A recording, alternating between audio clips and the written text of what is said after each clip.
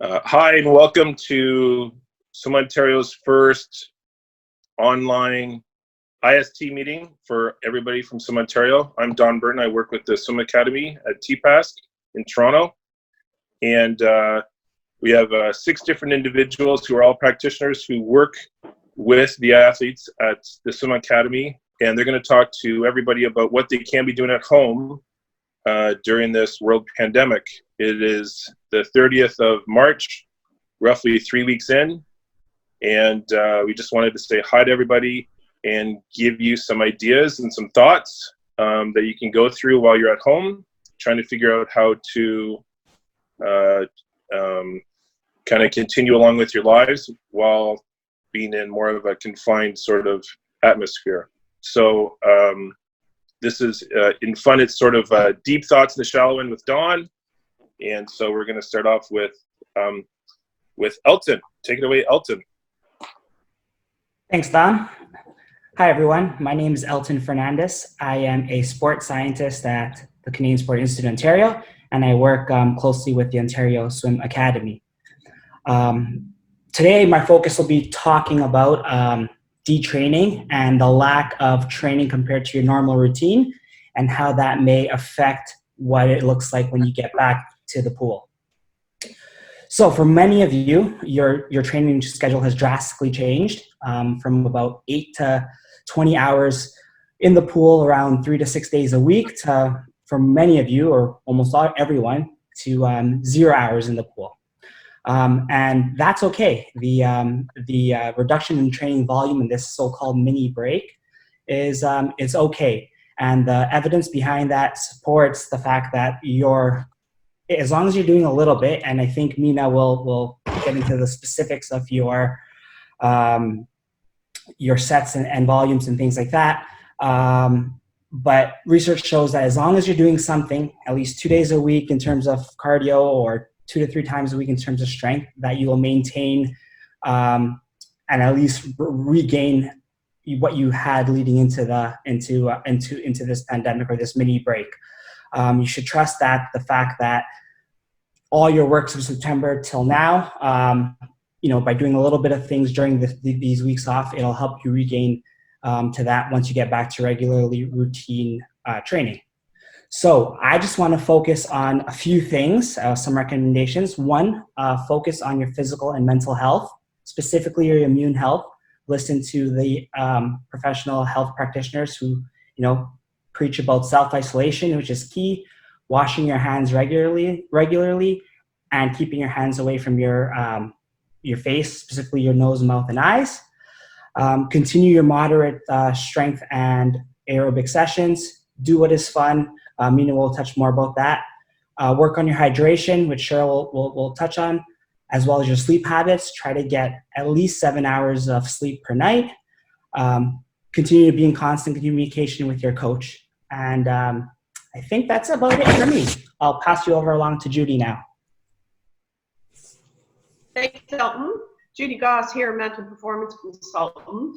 I just want to tell you, really focus on one thing today. And this is the perfect opportunity for everyone to start building their ability to calm themselves, to relax themselves. Certainly in this little bit of this crisis, some people may have a little bit of anxiety about the uncertainty or what's going to happen.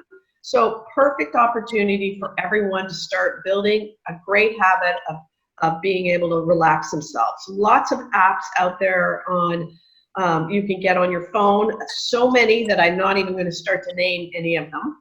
But I just want you to differentiate between two things. There's a lot of talk about mindfulness and relaxation, okay? Mindfulness is not technically relaxing, okay? Mindfulness is much more being aware of your thoughts and not judging them. We really want you to work on being able to relax yourself. So you could go on YouTube. There's some guided relaxation sessions that you can lie down. Someone talks you through them for 2 minutes or so, 3 minutes. Great opportunity. But also some apps like Breathe or Calm or Mind Shift that all teach you how to regulate your breathing and calm yourself just using the breathing.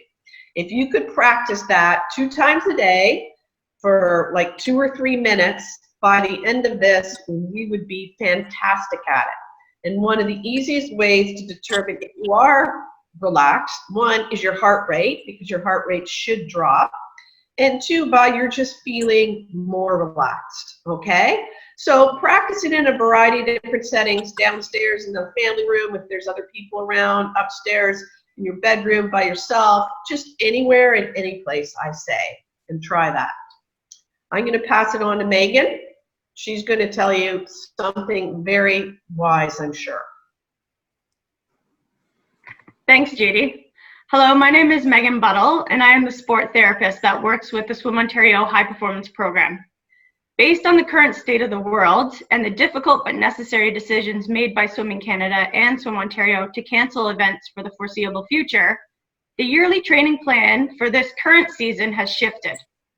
We are now forced into off-season and transition phase of our YTP. This is a very important phase, and generally it gets shortchanged. As the seasons start to blend together, there is minimal time to achieve the necessary goals of this phase. This is our chance to really rest, recover, and get ready for pool training so you can dive right in once there is clearance to do so. The goal of this phase is to develop base conditioning and strength and focus on proper movement patterns, looking at quality over quantity. This is also an opportunity to address any injuries or muscle imbalances that may have built up over the course of training. In swimming, the muscles in the front of the shoulder work very hard in the pool, which can create an imbalance in the muscles around the shoulder, leading to improper positioning and potentially pain and injury.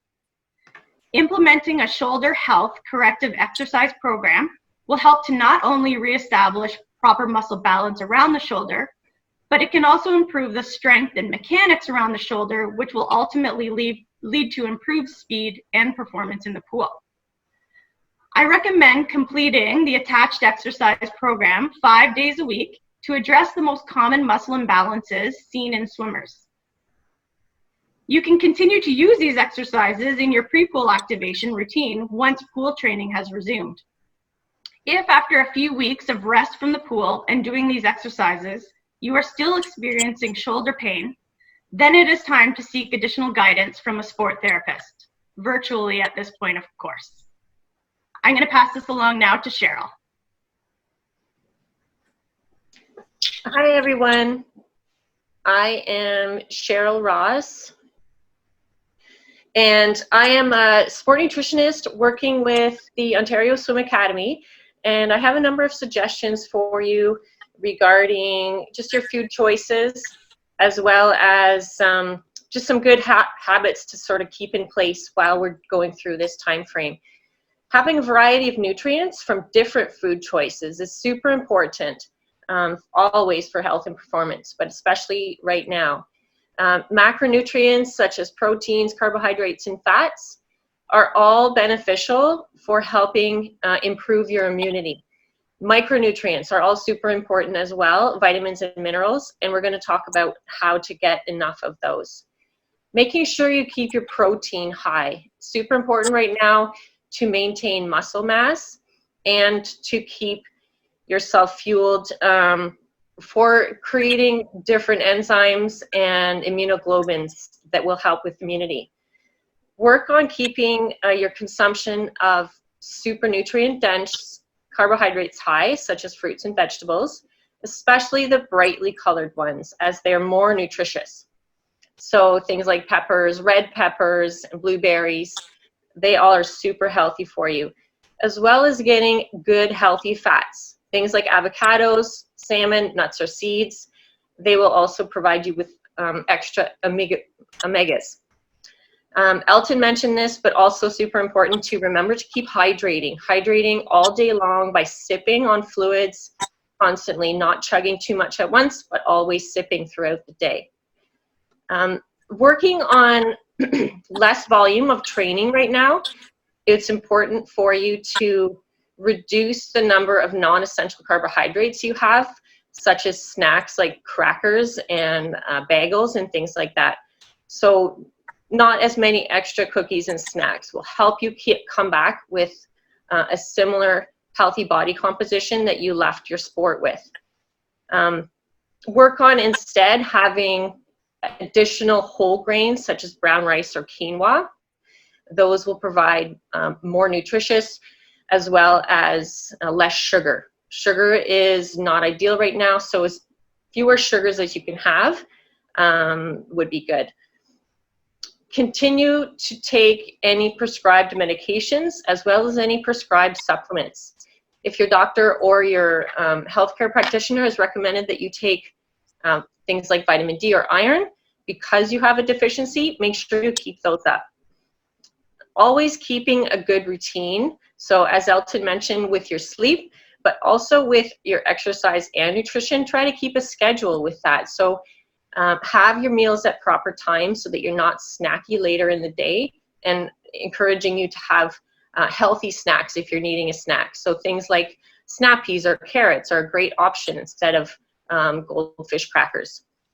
One last point I want to mention is to be very careful and generally ignore people suggesting or any products suggesting they have a something that might boost your immune system, because generally there's not anything out there right now that's going to boost your immune system.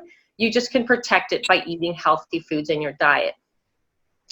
I think that's all from me for now. You can see the notes in a little bit more detail, and I'm going to pass you off to Carolyn.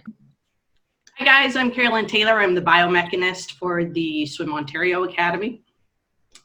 Just because we're not in the pool doesn't mean we can't be working on our swim technique. So a lot of you will be doing a lot more dry land training. I can't emphasize enough to you how important it is to be technically sound and focus and be very purposeful movements. Megan touched on it already in terms of now's the time to focus on quality versus quantity. Most dry land training programs are designed to replicate some of the movement patterns that you see in swimming. And if your dry land program isn't doing that, then now's a good time to have a fresh look at it and revamp things as needed. Again, because most of us are doing so much dry land training, it's really important that we do focus on technique, because if we start creating bad habits in our technique here, it is going to transfer to the pool. And quite a bit of the time already what we see is errors we see on dry land are the same errors that we see in the pool. So now's our opportunity, fix it on dry land. So by the time we get back into the pool, we're much more sound technically than we have been before. Some of the things just to talk about, I think just about most online dry land training programs, you usually have a vertical jump. So let's use that one as an example. On the vertical jump, it's direct translation to everything you do in starts and turns, and the technical habits that you're creating with your vertical jumps on land is going to be seen in the pool. So things like head position. Are you looking down at your feet when you're jumping up? Are you engaging your core? Are you retracting your shoulders? Posture is so important when we swim, so you need to make sure you're focusing on it during the dry land training that you're going to be doing. You guys also have bands and things like that to work on when you're working through your stroke. Make sure you're careful about where the pitch of your hands are, because trust me, bad habits that you could be creating on land is going to transfer. So let's create some good habits now. This is also a really good time to be a student of your sport. So a lot of people will be online. So far we haven't broken the internet yet, so that's good. But be careful when you are watching videos. You still need to use your thinking cap. So just because you're watching videos of world champions and Olympic champions, just remember they're still working on things too. No one has ever swam the perfect race and done everything technically sound. So when watching that, do be cautious of that. There's also a time to look at a bunch of articles that you may be finding on the internet, whether they be PowerPoint presentations or whatever that may be. Make sure it's coming from a reliable source. There is a lot of good information out there, but you need to make sure you do your due diligence and double check a few things. So look for the author of the article, type it in, see what experience and background and information that person is drawing from, and have a quick look at the references. Are they citing from reliable sources? Are they academic journal articles? Are they coaching manuals? Just be cautious. So it's great. There's so much information out there. Just remember, be a little bit more critical of it. Okay, so I'm going to hand it off to Meena to talk about dryland training for one. I know Meena's program is up there. So take it away. Everyone, my name is Meena Sharif. I'm a strength and conditioning coach with the Ontario Swimming Academy, and I'm just going to provide some tips and suggestions on what you could do at home, given where we're at in the season. So we know that just exercising moderately to maintain health is the goal right now, and just taking that up this time, this opportunity to focus on working on your core strength and stability, and then just focus on basic fundamental movement patterns without any weight. And you'll see that outlined in the handout. So using those basic fundamental movement patterns, you can really dial in and focus on technique and correcting any errors you see in your form. I think it can't go wrong with just focusing on the basic movement patterns and without any weight. So with that being said, if you exercise within your home and utilize whatever you have at your disposal. So using, like Carolyn mentioned, bands, stretch cords, med balls, dumbbells, stability ball, or like I said, just even body weight. You can't go wrong with that. You can also utilize your bike for outdoors, your treadmill, running outside, skipping, stairs at home, and also just be creative with what you have. And also, this is also a good opportunity just to have fun with your training in order to maintain your health as well. Like Megan mentioned, it's also a good opportunity to work on mobility, so that range of motion in your joints and the muscles, and Carolyn mentioned and Megan mentioned as well, but just working on your posture of how you're sitting, and that translates over into the pool of how you swim too. And if you have any rehab, prehab exercises that you can do, it's also a good opportunity to incorporate into your dryland training.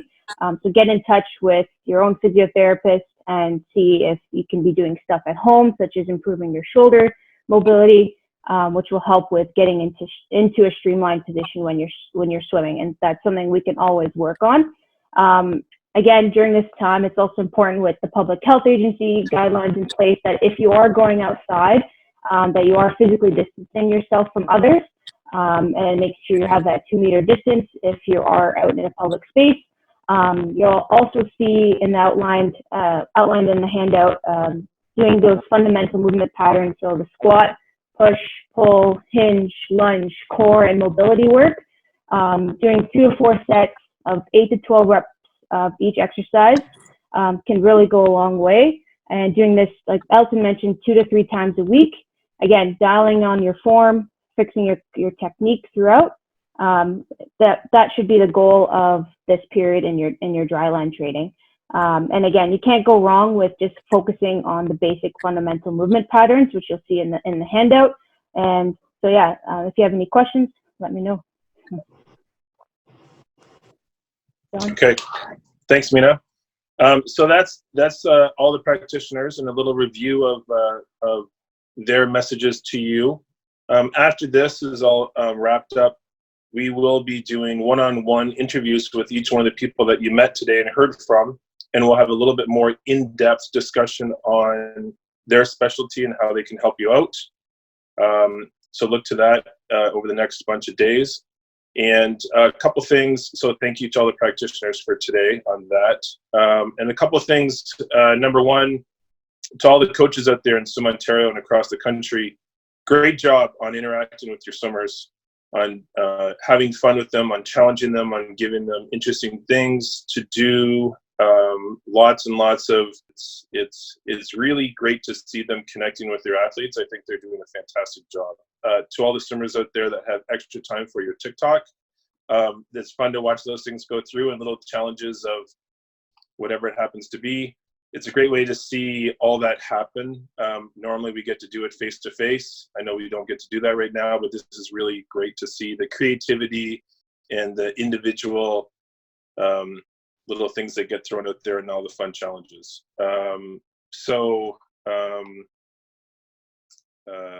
This should be out in a few days. and we'll see how it goes from there. So we will talk to you soon. So this is the end of episode 1 of Deep Thoughts in the Shallow End. I guess that's it.